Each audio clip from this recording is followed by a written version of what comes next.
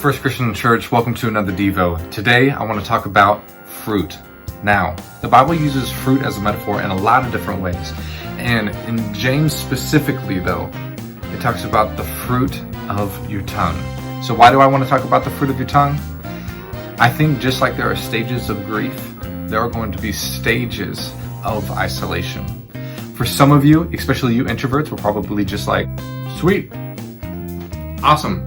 For extroverts, you're already like, no! For the kids, they're probably like, you mean we get to play video games now, like all the time? This is awesome. And then they end up just watching YouTube forever. And you've made it through the first week. Good! Give yourself a little gold star. But that was just the first week.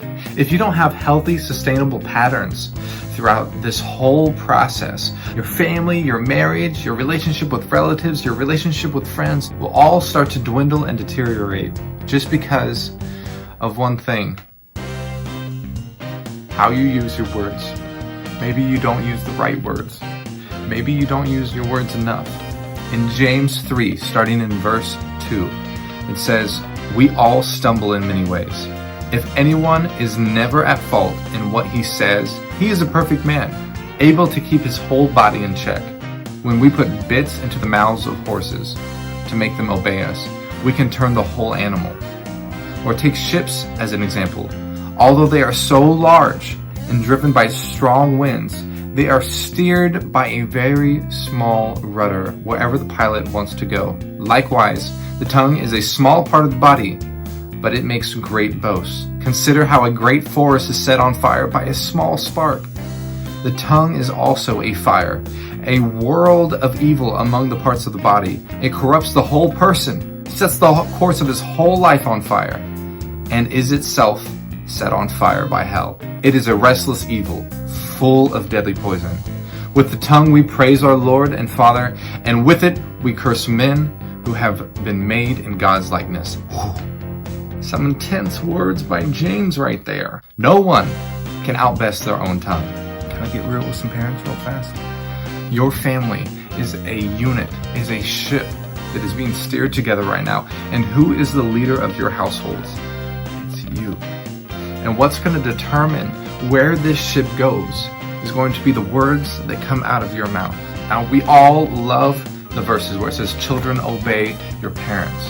But did you know in Ephesians, just after that, it says, "Fathers, do not exasperate your children. Instead, bring them up in training and instruction of the Lord." So parents, please, lead well. Fathers, don't exasperate your children. Don't stir them up and poke and prod just because that's the way it's always been. I want you to step up, fathers, and lead your family. Mothers, I don't know what it is about kids. I don't understand the dynamic of why they can give you such a hard time. All you're trying to do is love them, and for some reason they don't get it. They can give you the hardest times. Please, in those hard times, whenever they just constantly are just argumentative and pushing and poking and prodding and they're not getting along, dig down within your backbone and offer good fruit. Your family is going to be a unit, and when you spend that much time together over the next 2 weeks, there's going to be some heated moments. Whew! If I could only, whew! Oh man, I remember one specific family meeting, and what was it over? It was about what people were saying. It was about how we were using our mouths. So please, be an example. Remember, top-down leadership. Use your tongue wisely. And kids, give your parents a break. They weren't planning on being in this situation either. Yeah, they're probably bored out of their mind too. Yeah, we get it. You've watched all the movies. You've seen everything on Netflix. Give them a break. Give them some peace.